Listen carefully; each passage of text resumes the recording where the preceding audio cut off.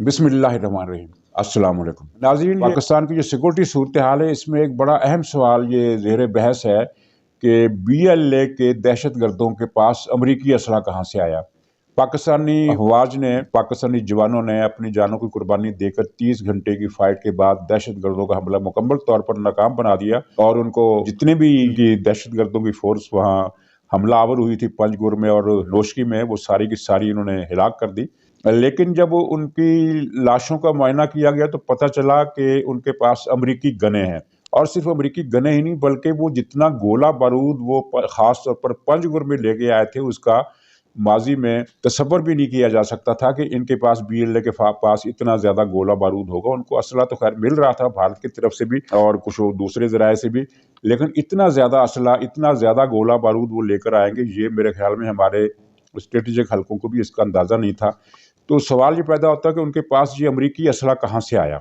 अमरीकी असला खित्ते में किन किन मुल्कों के पास है? इंडिया के पास तो नहीं है, पाकिस्तान के पास है, एक गल्फ़ का एक स्टेट है उसके पास है, और अफ़गानिस्तान के पास है, यानी तालिबान के पास जो बेपनाह असला अमरीकी छोड़ गए थे वो उनके पास है। ईरान के पास भी असला नहीं है।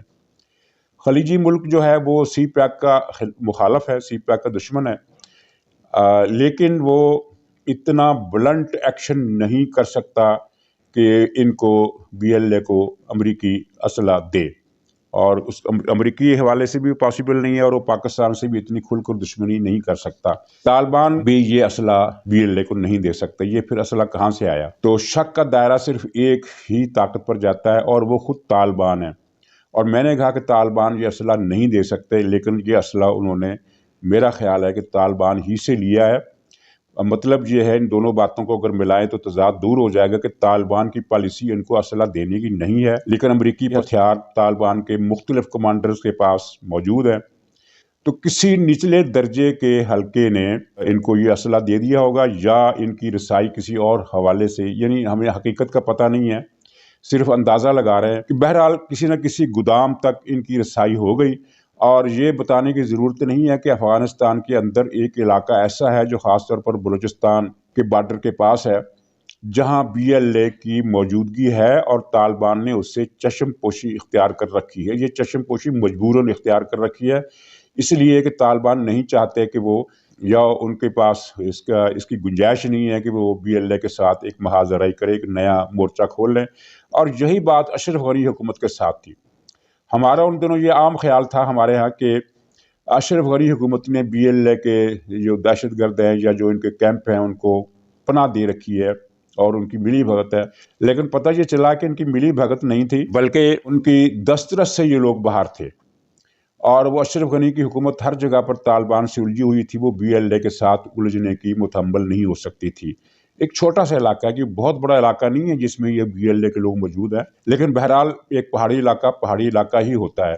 तो इनकी या तो तालिबान के किसी लोअर रैंक के अफसर से कुछ साजबाज हो गई, पैसा देकर आप किसी को भी खरीद सकते हैं, मुमकिन है, ये बिकाऊ माल मिलना कोई मुश्किल तो नहीं है।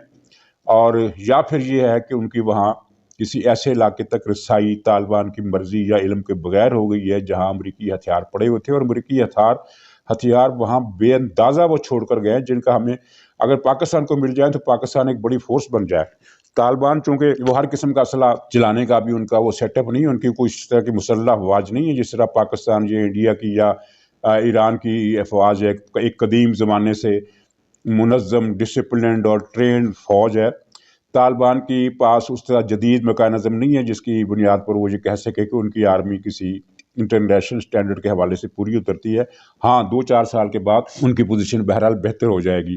तो ये असला उनका वहाँ से मिला है। और दूसरी ख़तरनाक बात यह है कि तालिबान BLA से लड़ना नहीं चाहते। BLA के लोग वहाँ मौजूद है, और ये जो दहशत गर्दी फैल रही है, मसलन बलूचिस्तान में अब जो पंजाबी बसों से उतार कर मार दिए जाते हैं, ये कितनी ख़तरनाक सूरत हाल है। और इसके अलावा पख्तूनख्वा में भी बॉर्डर पर कल फिर झड़प हुई है, झड़प नहीं हुई है बल्कि कुर्रम के इलाके में बॉर्डर पार से दहशत गर्द आए और 5 हमारे जवान शहीद हो गए, उनके भी लोग मारे गए।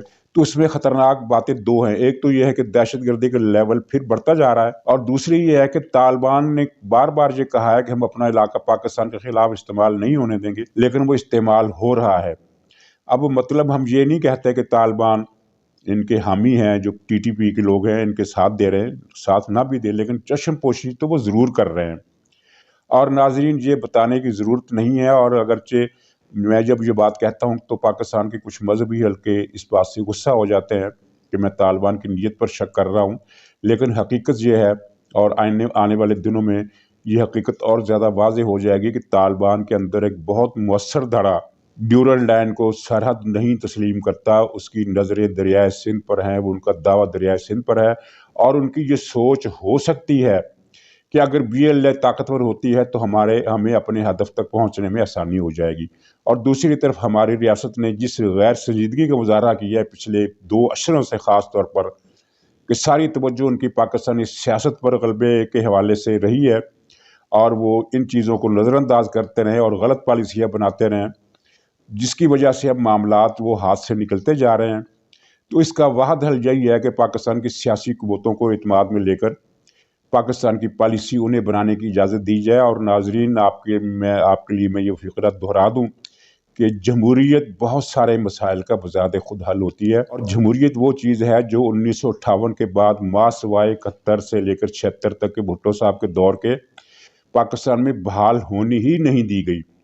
یعنی ضیاء الحق کی ڈیتھ کے بعد جو سلسلہ چلا وہ بھی لولی لنگڑی جمہوریت کا تھا، اور جو پھر مشرف کی دبئی بھاگ جانے کے بعد جو سلسلہ چلا وہ بھی لولی لنگڑی جمہوریت تھا۔ تو ناظرین، اسٹیبلشمنٹ سے گزارش ہے کہ وہ براہ کرم براہ خدا پاکستان کے مفاد کے لیے پاکستان میں جمہوریت کو بحال ہونے دیں، اور اگر یہ جو خبریں آ رہی ہیں جن کے بارے میں یہ تقریباً سب کا گمان ہے کہ تبدیلی آ رہی ہے، تو اس تبدیلی کو کاسمیٹک نہ بنائیں بلکہ حقیقت میں جمہوریت کو بحال کر دیں۔ جو پارٹی الیکشن جیتے، جہاں جیتے، اس کو وہاں حکومت بنانے دیں، اور پھر اس کو بااختیار بھی ہونے دیں، اور پاکستان جمہوری ملک ہوگا تو یہ علیحدگی پسندی، دہشت گردی اور فرقہ وارانہ نفرتوں کے سارے سلسلے جمہوریت میں دب کر رہ جائیں گے۔ جمہوریت ایسا گلستان ہے جو کانٹوں کو از خود بارور ہونے سے روکنے کی طاقت رکھتی ہے۔ تو ناظرین، انشاءاللہ کل پھر ملاقات ہوگی، اجازت دیجیے، خدا حافظ۔